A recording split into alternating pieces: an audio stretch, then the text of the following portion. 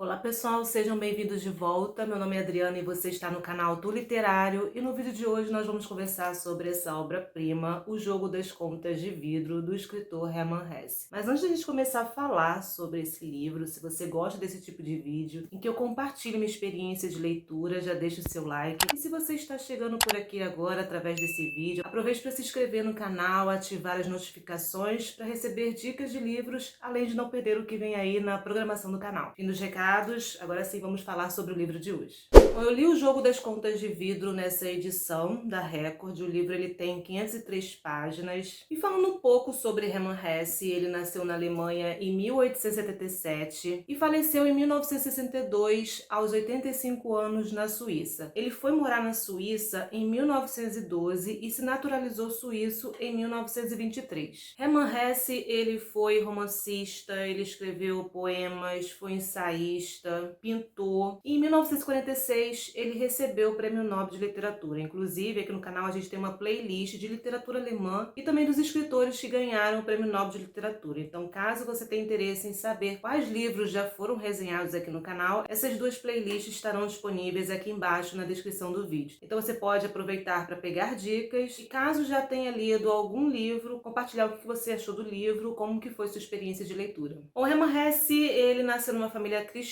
O pai dele foi missionário e a família ela tinha a perspectiva de que ele seguisse o mesmo caminho, mas ele acabou se rebelando, rompeu com a família e resolveu sair de casa. E ele seguiu o caminho dele, ele trabalhou como aprendiz numa livraria e nessa época ele teve um contato mais estreito com a literatura, então ele pôde ler e estudar grandes escritores e filósofos. E nessa época também ele publicou o seu primeiro romance, por sinal foi um grande sucesso, e assim ele continuou escrevendo e publicando outros livros até que ele conseguiu viver exclusivamente de seus escritos, de suas publicações. Hermann Hesse, ele vivenciou as duas grandes guerras, né, a Primeira Guerra Mundial e a Segunda, e ele sempre se posicionou contra a guerra. Ele escrevia ensaios pacifistas e por isso ele foi considerado como um traidor, e as suas obras elas foram proibidas na Alemanha nessa época. Esse é o quarto livro do escritor que eu leio. Eu já li Demian, O Lobo da Estepe e Siddhartha, e eu fiquei impressionada com a quantidade de publicações de livros que ele publicou. Na verdade, ele publicou inúmeros poemas, ensaios, mais de 50 romances, então eu tenho vontade de ler outras obras dele, pelo menos as que já estão traduzidas por aqui. E na época que Hermann Hesse ele ganhou o Prêmio Nobel de Literatura, esse livro ele foi mencionado como a sua obra principal, e ele foi escrito entre os anos de 1931 a 1942. Ele foi publicado em 1943 na Suíça, primeiro na Suíça, e 3 anos depois, em 1946, né, na época que ele ganhou o Prêmio Nobel de Literatura, é que ele foi publicado na Alemanha. Bom, com relação à minha experiência de leitura, eu fiquei muito impressionada com a grandiosidade dessa obra. É impressionante como em um único livro a gente tem diferentes gêneros. Aqui a gente encontra poemas, contos, ensaio histórico, biografia. Dentro da biografia que a gente lê aqui, a gente também encontra cartas, confissões, relatórios, debates sobre arte, sobre educação, dentre muitos outros temas. E algumas partes, quando eu li, eu ficava, o que é isso aqui que eu acabei de ler, de tão impactante, de tão marcante e memorável que foram essas partes. Mas eu confesso aí pra vocês que eu me deparei com partes mais densas, mais complexas, principalmente relacionada com a cultura e a filosofia oriental, dentre outros aspectos da filosofia de um modo geral. Mas de qualquer maneira é um livro que a gente consegue entender a história e também a proposta do livro, além de se impactar e admirar, porque realmente é impressionante o que ele faz aqui. E não é à toa essa grandiosidade, porque praticamente ele levou uma década para escrever esse livro. E são muitos temas abordados e permite inúmeras interpretações. E o rumo que essa história ela toma me surpreendeu totalmente. Eu não esperava que essa história ela fosse seguir pelo caminho que seguiu, e foi magnífico. E por conta disso fica até difícil saber por onde começar a falar sobre esse livro, né? Mas vamos lá. O Jogo das Contas de Vidro, ele vai falar sobre a vida e sobre os anos de formação do protagonista aqui da história, história chamado José Servo. José Servo, ele vive num lugar fictício e utópico chamado Castalha. Então ele é um membro castálico e ele ocupa uma posição de alto escalão na hierarquia aqui desse lugar. Então daqui a pouco a gente vai falar mais sobre Castalha, mas para a gente ter uma ideia, né, para fazer uma analogia, ela é parecida com o Vaticano. Essa ordem castálica, ela existe em todo o mundo e tem uma sede principal. Bom, como o livro ele vai falar sobre a vida e os anos de formação do José Servo, na verdade ele não vai falar sobre a vida toda, né, do José Servo, ele vai fazer esse recorte falando sobre os anos de sua formação e como ele se tornou um membro do alto escalão de Castalha. Então, como ele vai falar, né, sobre José Servo, o narrador aqui, ele vai ser o biógrafo, só que o narrador, ele está num século futuro narrando essa história aqui pra gente. E o narrador, ele pretende aqui fazer um esboço biográfico, então para isso ele precisa fazer pesquisas históricas e biográficas, mas o material aqui de pesquisa, ele é muito escasso, não tem muita coisa falando sobre José Servo. Por isso que ao longo aqui da biografia que a gente vai ler, a gente vai encontrar algumas cartas, relatórios, confissões que vai compor esse material biográfico. E com relação à estrutura do livro, ele está dividido em 3 partes. Na primeira parte nós temos um ensaio histórico, onde vai falar sobre como que era a vida antes da existência de Castalha. Então a partir disso a gente acompanha como que Castalha ela surgiu, os motivos dela ter sido formada. Além disso, também nessa primeira parte a gente acompanha também sobre a origem, os primórdios do jogo das contas de vidro, que aqui é chamado de jogo de Avelórios. Na segunda parte aqui nós temos o esboço biográfico, então vai ser o momento que a gente vai conhecer mais sobre os anos de formação do José Servo. E é uma figura muito importante, então é nesse momento que a gente vai entender por que ele foi tão importante assim para Castalha e os rumos dessa história. E na terceira parte nós temos as obras póstumas, e essa parte ela é composta por poemas e outros 3 contos que foram escritos por José Servo na época que ele era estudante em Castalha. Então essa é a estrutura do livro, e nessa primeira parte sobre os ensaios históricos, como eu falei aqui, a gente vai acompanhar como era a sociedade antes da existência de Castalha e dos Jogos de Avelórios. Então para isso ele vai percorrer diferentes épocas da humanidade, desde a antiguidade até o século XX, e ele vai levantando os problemas dessas épocas. Além disso, ele vai identificando também o que foi produzido de conhecimento nessas épocas na área de arte, de ciência, de música, de matemática, de filosofia. O que essa sociedade em diferentes épocas elas produziram culturalmente, quais eram os seus valores culturais, tudo isso antes da existência de Castalha. Então aqui ele analisa essas áreas do conhecimento e ele vai identificando em quais aspectos esses conhecimentos eles se aproximam dos jogos de Avelórios, identificando semelhanças, e aí ele vai mostrando pra gente as origens, os primórdios, né, de onde surgiu o jogo de Avelórios. E ao fazer esse resgate histórico, ele também vai mostrando aqui pra gente toda a evolução sofrida por esse jogo até chegar ao estágio final de perfeição. Então, praticamente, o jogo de Avelórios se refere a todo esse conhecimento produzido pela humanidade ao longo do tempo e que agora eles são representados por símbolos. É um jogo complexo, de alto nível de perfeição intelectual e estético. Mas aqui no livro ele vai fazendo apenas alusões. Ele não tem a intenção, e o narrador ele comenta isso, que não tem intenção de falar sobre regras e teorias ou como o jogo funciona, não, nada disso. Ele apenas vai fazendo essas alusões para que a gente tenha uma ideia do que é o jogo de Avelórios e também para que a gente conheça a sua essência. Então aqui a gente acaba entendendo, né, que o jogo de Avelórios é a síntese de todo esse conhecimento humano, representado agora como um símbolo, e ele surgiu por conta de toda a problemática existente nas sociedades em épocas anteriores. Na verdade, ele surgiu como uma resposta ou como uma alternativa para as problemáticas existentes, né, que ele vai levantando aqui ao longo do livro na sociedade nessas épocas anteriores. E é bem interessante porque aqui ele vai fazer duras críticas com muita acidez à civilização europeia do século XX, e ele vai incluir, né, a civilização alemã do século XX, e ele vai se deter num período histórico especificamente, que ele vai chamar aqui de Era do Folhetim, que é uma das melhores partes aqui do livro. É muito incrível essas críticas que ele faz aqui, e a gente se impressiona mais ainda com a atualidade dessas críticas, como a gente consegue enxergar o nosso tempo de hoje. E é por isso que o livro, nesse ensaio histórico, ele vai levantando problemas da sociedade sociedade em épocas anteriores, porque ele vai falar aqui que elas foram determinantes do surgimento dessa sociedade aqui que ele vai criticar, né, da era do folhetim, que ele vai falar que era uma era culturalmente decadente. Então agora ele vai se deter nos problemas existentes nessa era do folhetim. Então o século XX ele foi marcado por conflitos e guerras, conturbações e instabilidades políticas, crises econômicas, colapso institucional e social, ou seja, a civilização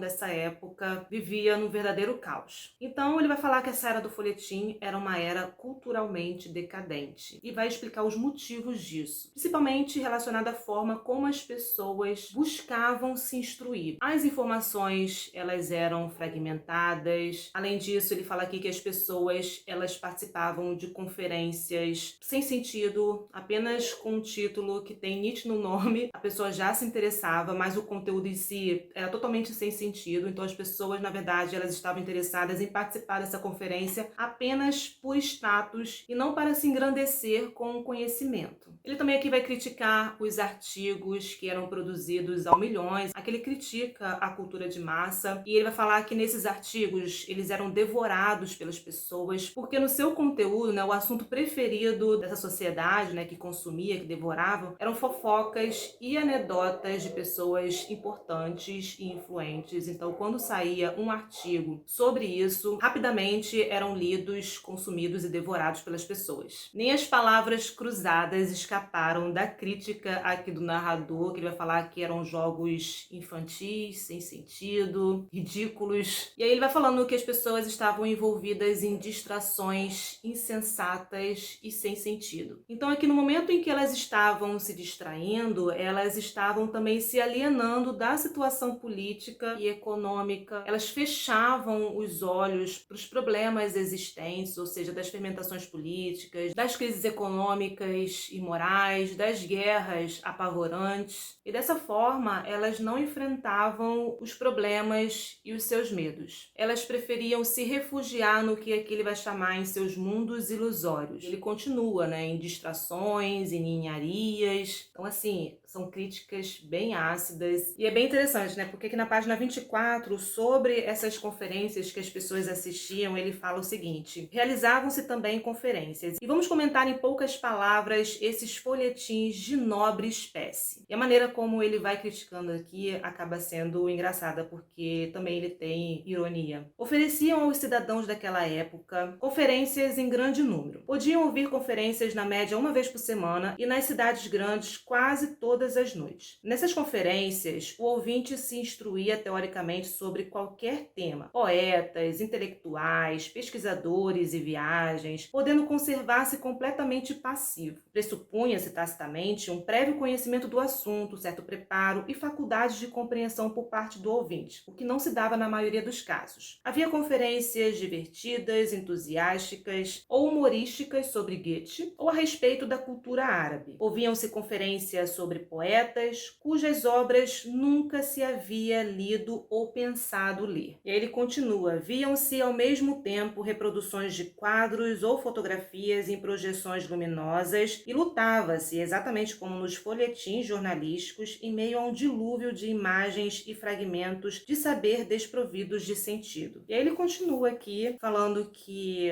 era uma época de uma enorme pobreza material, um período de tempestades políticas, bélicas, muitos sinais inquietantes dos tempos, a mecanização da vida, a profunda queda da moral, a falta de crença dos povos, a falta de veracidade da arte, uma decadência cultural. E aqui no momento que ele critica as palavras cruzadas, ele coloca assim: naquela época, milhares e milhares de pessoas, que em sua grande maioria se entregavam a trabalhos pesados e tinham uma vida difícil, nas horas livres ficavam curvadas sobre o quadrado e cruzes compostos de letras, enchendo os espaços vazios de acordo com certas regras. E ele fala, né, que essas pessoas, com seus enigmas infantis e jogos intelectuais instrutivos, não eram absolutamente crianças. Pelo contrário, participavam com angústia das fermentações e terremotos políticos, econômicos e morais. Travavam inumeráveis e apavorantes guerras, e seus joguinhos instrutivos não eram apenas infantilidade sem sentido. Antes provinha de uma profunda necessidade de fechar os olhos e, diante de problemas insolúveis e pressentimentos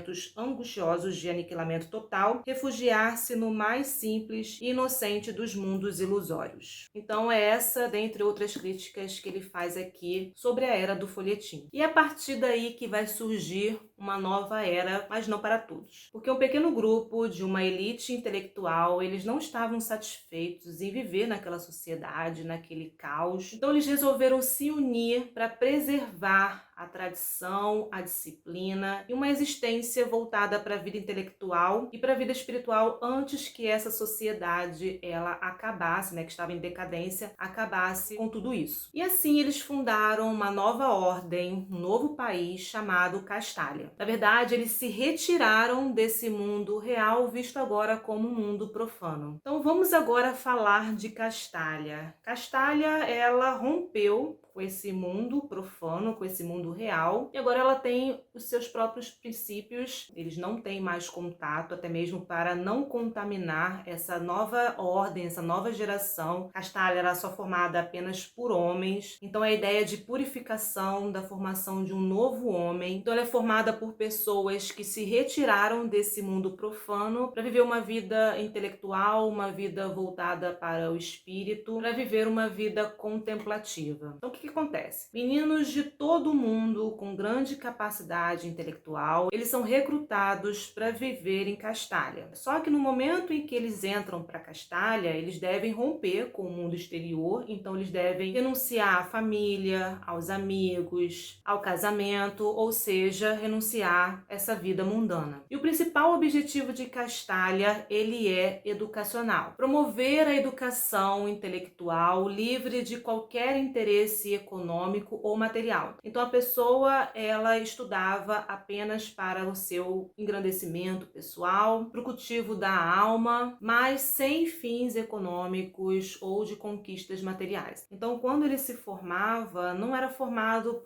para conquistar uma carreira, para construir patrimônio, não, nada disso. Era apenas para o seu engrandecimento, para o cultivo da sua alma. Até porque eles viviam uma vida intelectual e espiritualizada. Então em Castália, eles se dedicavam aos estudos, ao refinamento mental, aos jogos de velórios e também ao desenvolvimento de habilidades na área de música, desenvolviam também a espiritualidade e praticavam a meditação. E os castálicos, como eu falei, eles não podiam conviver com pessoas desse mundo real, desse mundo profano. Então eles vivem reclusos sem o contato com esse mundo externo. Então eles não conhecem o mundo real, como que eles vivem, pelo menos não na prática. Então a gente agora tem a criação desses dois mundos, o mundo castálico, que é um mundo artificial, e o mundo real, que é visto como imperfeito e impuro. E ao longo aqui da leitura a gente vai acompanhar reflexões sobre os conflitos existentes nesses dois mundos. Então essa é a primeira parte, né? Nesse ensaio histórico que ele vai apresentar pra gente esse mundo, em que contexto tanto Castália como os jogos de Avelórios eles surgiram. E conhecendo agora esse mundo e tendo uma ideia do que é o jogo das contas de vidro, a gente começa a leitura da segunda parte, que é dedicada à biografia do José Servo, né? Então a gente vai conhecer mais sobre os anos de formação dele em Castália. Então quando José Servo ele era criança, ele já se destacava na escola e isso chamou muita atenção dos professores dele, que resolveram recomendar o menino para estudar em Castália, né, na escola chamada aqui de elite. Só que para entrar em Castália não bastava ser apenas muito inteligente, fazer uma prova e entrar. Não, nada disso. Eles precisavam ser recomendados e aí um membro de Castália, ele ia lá verificar se realmente tem essas habilidades, se ele tem aptidões para poder entrar em Castália. Então, além das recomendações, eles precisavam ser selecionados por um membro. E foi exatamente isso que aconteceu. Um membro de Castália foi até José Servo e percebeu que ele tinha habilidade e aptidão para se tornar um castálico, para estudar na escola de elite. Então, ele é aprovado lado e dessa forma a gente acompanha os anos de formação. Então, nesses anos de formação, eu destacaria aqui algumas partes importantes e pessoas que influenciaram, né, nessa formação, na vida do José Servo, influenciaram não somente na sua formação, como no seu destino. O primeiro personagem aqui importante que ele vai encontrar é o Plínio, e essa parte também ela é muito interessante. Plínio, ele é um aluno de fora, ele vive no mundo externo, e ele é um aluno ouvinte em Castalha. Então, o Plínio aqui, na verdade, ele é a fronteira entre o mundo castálico e o mundo externo, o mundo real e imperfeito. E assim, eles são muito amigos. E o Plínio, ele faz muitas críticas à maneira como os castálicos vivem, né? Então aqui a gente tem o momento desse debate entre esses dois mundos, que é uma parte assim sensacional. Então eles iam para o pátio da escola da elite, né, em Castalha, e eles ficavam debatendo, cada um argumentando, e isso chamava a atenção de outras pessoas que iam assistir a esse debate, cada um argumentando sobre o seu modo de viver.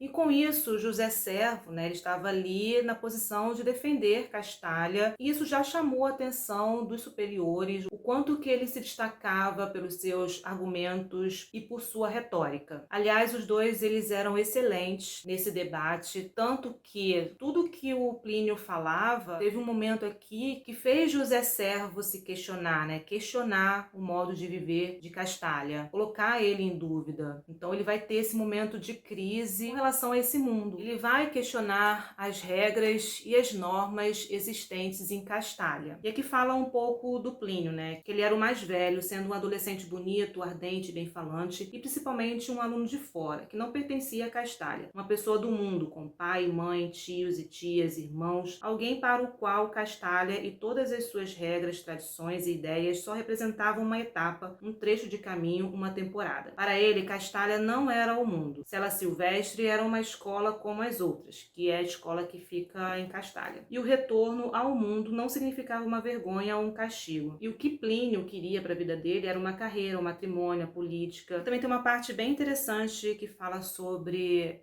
a diferença entre esses dois mundos, né? Entre o mundo real e o mundo castálico, que diz assim, na página 360, a vida do mundo, como o castálico a encara, era sinal de atraso e inferioridade, vida da desordem e da incultura, das paixões e da dissipação. Nada tinha de belo e digno de legítimas ambições, mas o mundo e a sua vida final eram infinitamente maiores e mais ricos que as representações que um castálico podia fazer delas. O mundo estava cheio de devir, cheio de história, cheio de tentativas e de um começo eternamente novo. Talvez caótico, mas era a pátria onde nascem e o solo onde germinam todos os destinos, todos os enaltecimentos, todas as artes, toda a humanidade. Foi o mundo que produziu as línguas, os povos, os estados, a cultura e que produziu também a nós e nossa Castalha. Em Castalha nada havia o que eu pudesse nutrir. Em Castalha estávamos fora do mundo, constituíamos um universo à parte, pequeno, perfeito e não mais sujeito à transformação e ao crescimento. Muito bom aqui. Essa parte é sensacional. Então aqui a gente vai acompanhando essas reflexões e essas críticas com relação a esses dois mundos. Então Plínio aqui é importante porque ele vai ser essa fronteira com o mundo real, ele que vai trazer notícias sobre como é a vida lá fora, fora de Castalha. Tem uma parte aqui nesses anos de formação, né, que é importante para Servo, que foi quando ele saiu para estudar filosofia chinesa. Então essa foi uma das partes que eu achei mais complexa aqui do livro, mas não deixa de ser um assunto interessante. Mas em alguns momentos eu realmente viajava. Uma outra parte importante aqui na biografia, né, com relação aos anos de formação dele, é quando ele recebe uma missão para visitar um mosteiro e ele fica lá por 2 anos e lá ele conhece o padre Jacobus, que vai ser muito importante aqui também na vida dele. Essa também é uma parte que eu achei muito interessante. E o padre Jacobus, ele é um historiador religioso da ordem dos beneditinos. E o que acontece? Ele vai lá, a princípio, para ensinar aos padres os jogos Jogos de Avelórios. Só que existe toda uma intenção por trás. Por quê? Tem esse conflito entre o mundo externo com a Castalha, porque a sociedade desse mundo real, desse mundo externo, não estavam vendo com bons olhos essa vida contemplativa com que os castálicos viviam. Então o servo, ele recebe uma missão. O servo, ele conquistou a confiança dos superiores e por isso eles encaminharam ele para essa missão, que é anexar Castalha ao Vaticano, ou pelo menos que tenha uma sede no Vaticano. E essa parte é muito interessante porque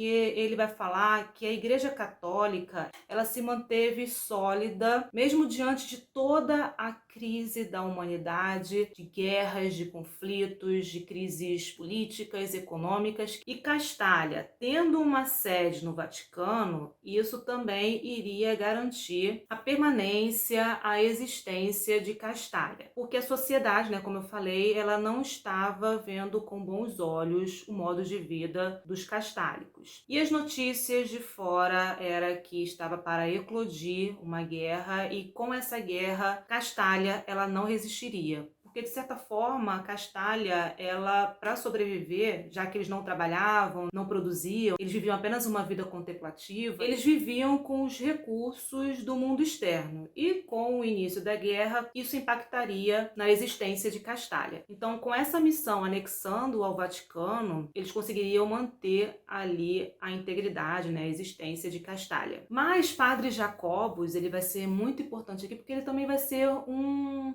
personagem que vai criticar o modo de vida de Castalha, porque ele fala, né, que era uma comunidade que buscava se manter longe, afastada da realidade. E eles buscavam atingir uma perfeição e assim abrir mão da imperfeição humana. E com isso, né, o tempo foi passando, ele começou criança, passa aqui os anos de formação dele na adolescência, depois quando ele vai para a universidade. Então a gente acompanha todo o seu crescimento, toda a sua formação até chegar à idade adulta. Então quando ele volta dessa missão, dessa visita ao mosteiro, ele tem a oportunidade de se tornar mestre dos Jogos de Avelórios. E é nesse momento que ele se torna um alto membro de Castalha. E aí depois de 8 anos exercendo essa função de mestre de Avelórios, organizando e supervisionando os jogos em Castalha, ele fica insatisfeito com a sua rotina, com o trabalho que ele exerce ali. Aí ele coloca assim: de um tempo para cá, atingir aquela linha demarcatória a partir da qual o meu trabalho como mestre de Jogos de Avelórios passa a ser uma eterna repetição, exercícios vazios, fórmulas inconsistentes, e a minha atividade se processa num clima interior carente de gosto, entusiasmo e muitas vezes até mesmo de fé. Então aqui ele passa por mais um momento de crise com relação à atividade que ele exerce. Então aqui, como a gente pode perceber, ele começa a ficar insatisfeito com o cargo que ele ocupa. Então a partir desse momento a gente vai acompanhar